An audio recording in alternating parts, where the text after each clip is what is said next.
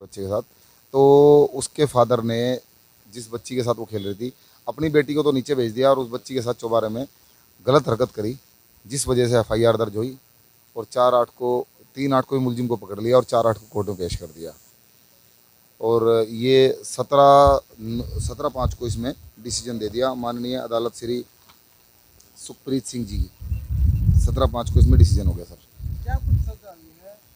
Sir इसमें सज़ा हुई है सर 6-18 पोस्को में हुई है सर 10 साल की, और 10 पोस्को में हुई 5 साल की।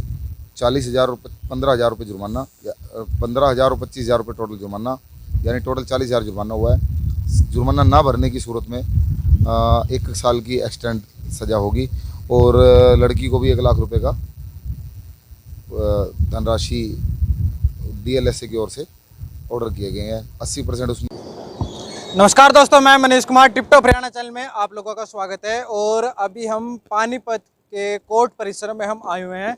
मामला मैं आप लोगों को बता दूं, 3 साल की मासूम बच्ची के साथ 2019 में रेप का मामला सामने आता है, और उसके बाद ये जो थाना है, किला थाने के अंतर्गत ये मामला होता है। उसके बाद कोर्ट में ये मामला चलता है, और हाल ही में कुछ दिन पहले ही इसका रिजल्ट आता है। और सबसे ताजुब की बात इसमें यह है कि जिस वकील ने वो केस लड़ा, वो बिना पैसे के लड़ा, बस एक इंसानियत के नाते वो केस लड़ा कि जो जुर्म है वो न्याय पर हावी ना हो।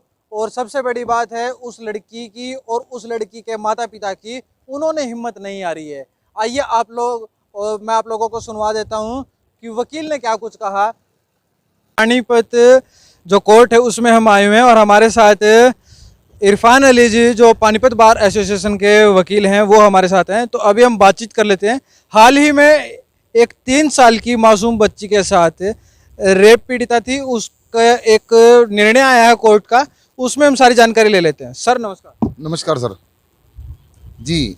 कब का मामला है और क्या पूरा मामला है? 3/8/2019 की बात है। दोपहर के समय एक छोटी बच्ची अपने पड़ोस के घर में खेलने गई हुई थी। तो जहाँ पर वो खेलने गई थी अपनी फ्रेंड के घर छोटे बच्चे के साथ, तो उसके फादर ने जिस बच्ची के साथ वो खेल रही थी, अपनी बेटी को तो नीचे भेज दिया और उस बच्ची के साथ चौबारे में गलत हरकत करी, जिस वजह से एफआईआर दर्ज हुई और 3/8 को ही मुलजिम को पकड़ लिया और 4/8 को कोर्ट में पेश कर दिया। और ये 17/5 को इसमें डिसीजन दे दिया माननीय अदालत श्री सुखप्रीत सिंह जी की। 17/5 को इसमें डिसीजन हो गया सर। क्या कुछ सजा हुई है? सर इसमें सज़ा हुई है सर 6-18 पोस्को में हुई है सर 10 साल की, और 10 पोस्को में हुई 5 साल की।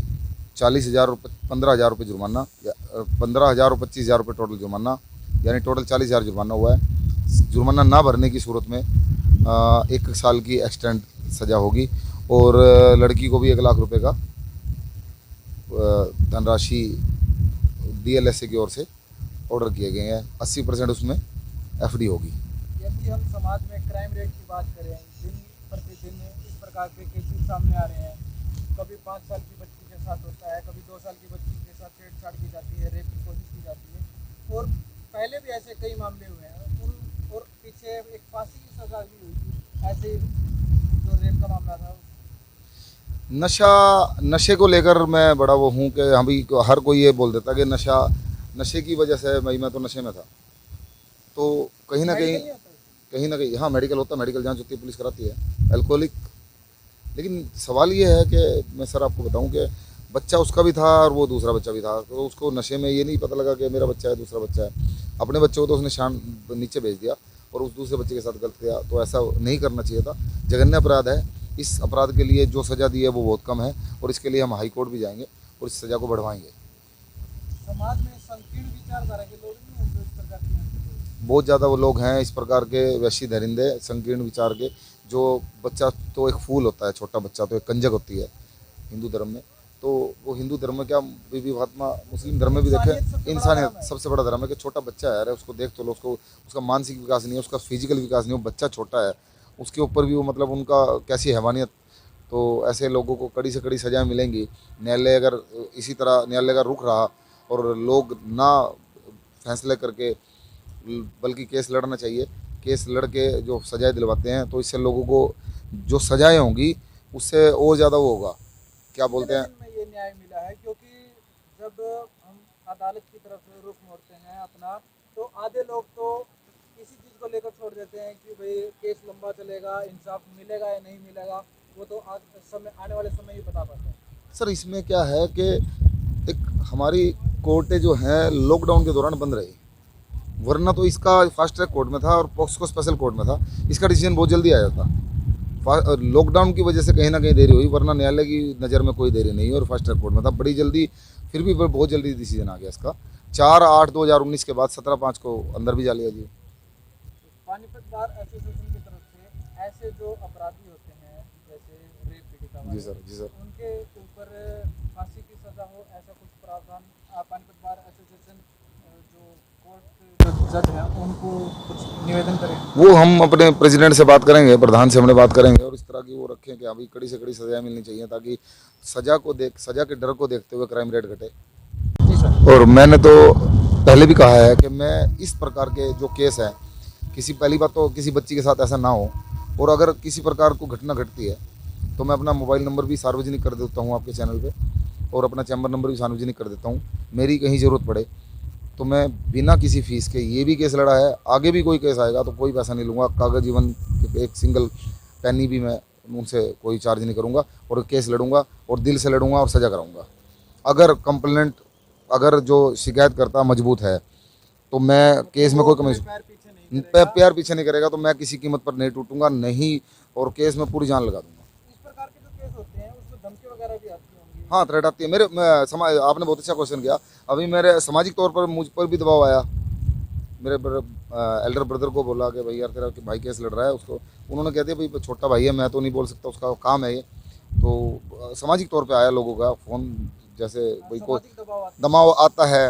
अब सजा होने के बाद भी वो लोग बोल रहे हैं अब देखियो 4-5 साल में बाहर आ जाएगा, वो तेरा ये कर देगा वो कर देगा। मैंने कहा यार वो मौत और ज़िंदगी ऊपर वाले के हाथ में है, ऐसे तो डर के काम करने लगे तो हो गया काम।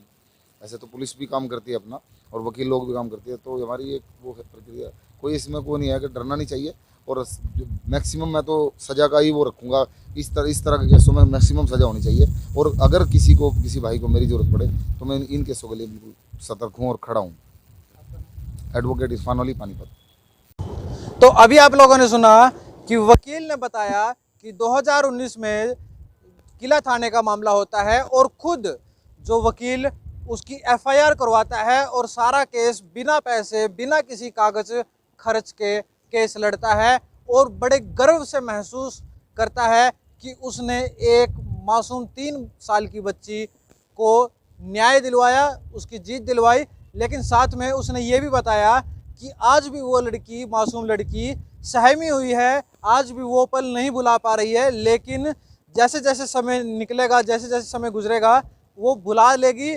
लेकिन ये उन लोगों के मुंह पे तमाचा है जो क्राइम कर देते हैं। और सबसे बड़ी बात ये बताई है कि जो व्यक्ति है, किसी के साथ कोई भी जुर्म होता है उसे समझौता नहीं करना चाहिए, बल्कि उसकी शिकायत करके एफआईआर करके न्याय के लिए कोर्ट में लेके जाना चाहिए और उसको उसकी सज़ा दिलवानी चाहिए, जो भी कोई हो। और इस वीडियो को ज़्यादा से ज़्यादा शेयर जरूर करें। पल पल की अपडेट्स के लिए जुड़ रहे हैं। मनीष कुमार, पानीपत से।